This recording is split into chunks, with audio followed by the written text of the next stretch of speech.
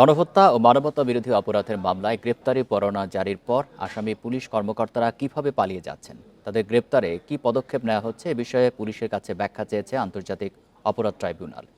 এক সপ্তাহের মধ্যে এই ব্যাপারে প্রতিবেদন দিতে বৃহস্পতিবার নির্দেশ দিয়েছে আদালত।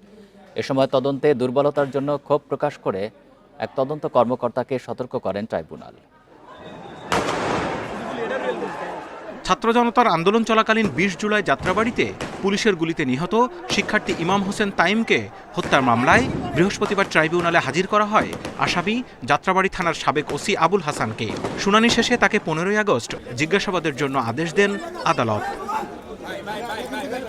অন্য আরেক মামলায় সাবেক প্রতিমন্ত্রী জুনায়েদ আহমেদ পলককে ১৮ই ডিসেম্বর জিজ্ঞাসাবাদের জন্য আদেশ দেয়া হয়।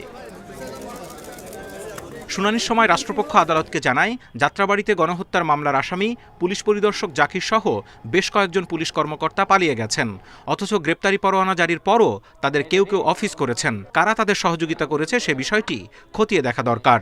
আমরা অনেক অফিসারকে দেখেছি যারা দায়িত্বে ছিলেন, কিন্তু যখনই আদালত থেকে ওয়ারেন্টটা ইস্যু হলো তারপর থেকে তাদেরকে পাওয়া যাচ্ছে না। গণমাধ্যমে তথ্যটা সম্প্রচারিত হওয়ার পরে আইন শৃঙ্খলা রক্ষাকারী বাহিনী এবং যাদের এই গ্রেপ্তারি পরোয়ানা কার্যকর করার দায়িত্ব তাদের উচিত ইমিডিয়েটলি অ্যাকশনে যাওয়া। সেটা যেহেতু বারবার এটা দেখছি যে ব্যাহত হচ্ছে, আসামিরা পালিয়ে যাচ্ছে, আমরা তো ডেফিনেটলি বলবো যে এটা এখানে আইন শৃঙ্খলা রক্ষাকারী বাহিনীর একটা ভূমিকা আছে।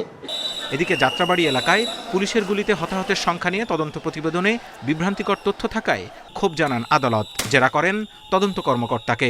সংস্থায় যারা আছেন তদন্তকারী কর্মকর্তা তাদের ব্যাপারে আদালত আজকে খানিকটা ক্ষোভ প্রকাশ করেছেন। তাদের তদন্ত কার্যে যেভাবে তদন্তটা আগানো প্রয়োজন, যে কোনো অনভিজ্ঞতার কারণে হোক বা যাদের অযোগ্যতার কারণে হোক, সেই ব্যাপারে খানিকটা সমস্যা দেখা দিচ্ছে বলে এখন পর্যন্ত আমরা বুঝতে পারছি। মানবতা বিরোধী অপরাধের অভিযোগের তদন্তে কোনো গাফিলতি যাতে না হয় সে ব্যাপারে তদন্ত সংস্থাকে নির্দেশ দেন আদালত। Zahidul Bashar, independent news, Dhaka.